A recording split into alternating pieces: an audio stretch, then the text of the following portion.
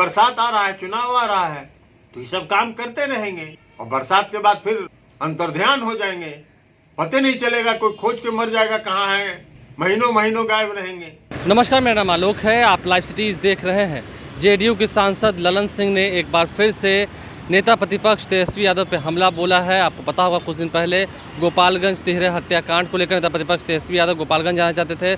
उस वक्त उन्हें जिला प्रशासन ने इजाज़त नहीं दी थी और अब नेता प्रतिपक्ष तेजस्वी यादव पर ललन सिंह कह रहे हैं कि आखिर क्यों जो आप मोकामा गए थे या फिर जहानाबाद में हत्या हुई है, गया में हत्या हुई है, उसके बारे में क्यों नहीं बोल रहे हैं। इस वक्त चुनाव आया है, बरसात आया है, तो आप निकले हैं, फिर बाद में कहीं छुप जाएंगे। क्या कुछ कह रहे हैं, जरा सुनिए।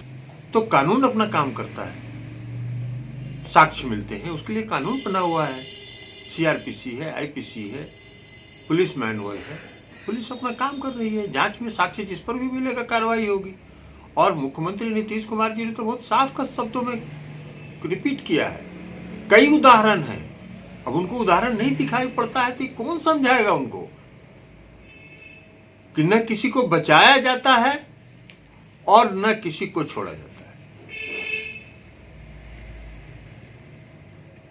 तो इसलिए जो अपराध करेगा वो जांच में जो भी पकड़ाएगा गिरफ्तार होगी। कानून अपना काम कर रहा है, कोई हस्तक्षेप नहीं है सरकार का, कहीं भी नहीं होता है हस्तक्षेप। तो इस तरह के इंडिविजुअल घटना की भर्त्सना जितनी की जाए वो काफी है, लेकिन इसकी राजनीति करना ये उनकी मानसिकता दिखाई पड़ती है कि उनकी मानसिकता क्या है, किस मानसिकता से ग्रस्त है वो। भाई एक घटना तो हुई नहीं है, तो आपको तो बताना चाहिए। अगर एक घटना पर आप बोल रहे हैं तो आपको ये भी बताना चाहिए कि घुसवरी गए थे आप, मोकामा के घुसवरी, तो घुसवरी में गए थे तो कौन लोग हत्या किए थे उस पर भी बोलिए कि उन लोगों का नाम जरा लीजिए ना। एक तो का नाम किसी का ले रहे हैं, साक्ष्य अगर आएगा तो जरूर उस पर कार्रवाई कोई भी करेगा, पुलिस जो जांच का विषय है। लेकिन वहां भी तो वो बोलिएगा कि कौन कौन लोग थे उसमें। जहानाबाद का रास्ता दिखा हुआ नहीं है, गया का रास्ता दिखा हुआ नहीं है। 6 मई को छिंदवाड़ा में हुआ हत्या, 23 मई को खिजरसराय में हत्या हुई उतरामा गांव में। तो यह सब दिखाई नहीं पड़ रहा है, कौन लोग करने वाले हैं उस पर भी जरा बोलिए, नाम लीजिए। तो घटना हम उसकी कोई नाम लेने की बात नहीं हम करें, घटनाएं होती है और जो घटनाएं होती हैं उस पर कार्रवाई होती है। पुलिस कार्रवाई करती है, अपने जांच करती है, जिस पर साक्ष्य मिलता है, जो अपराधी होते हैं उनको चिन्हित करती है, कार्रवाई करती है। हर मामले में कार्रवाई हो रही है। गोपालगंज मामले में भी पुलिस ने कार्रवाई किया जो हमको जानकारी है। घुसवरी के मामले में भी पुलिस ने जो साक्ष्य मिला, जिसके खिलाफ जो उसमें अपराध में शामिल थे, उन पर कार्रवाई हुई। छिंदवाड़ा के मामले में भी गिरफ्तारी हुई है और बाकी जो बचे हुए उन सब की गिरफ्तारी होगी। तो कानून अपना काम कर रहा है, कानून में कोई हस्तक्षेप नहीं है किसी का।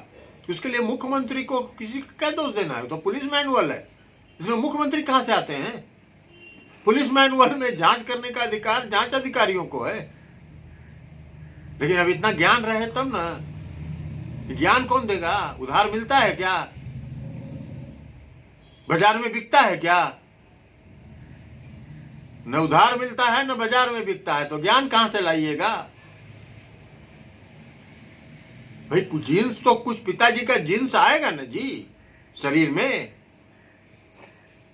तो पिताजी का जीन्स है। अब पिताजी का इतना भारी जीन्स आ गया उनके शरीर में कि नाबालिग रहते हजारों करोड़ रुपए के मालिक बन गए वो। ऐसा देखे हैं कहीं। भाई बिहार में कितने लोग होंगे जो नाबालिग रहते हुए भी हजारों करोड़ के मालिक बन गए।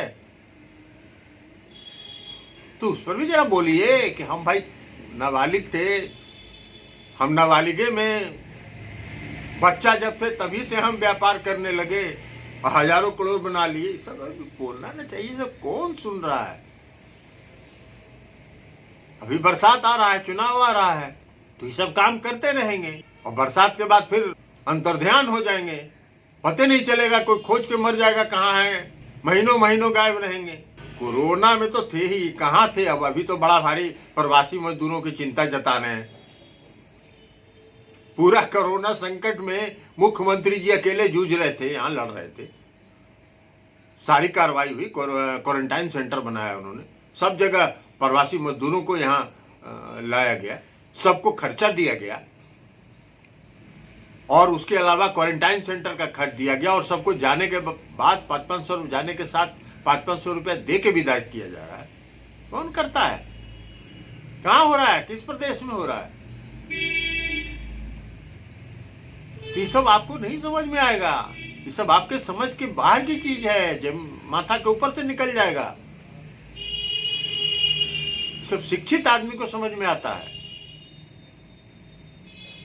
लेकिन आपका जीन्स है, आपके पिताजी का जीन्स आप में है और जीन्स बहुत ज्यादा है, तो इसलिए सब समझ में नहीं आएगा उनको।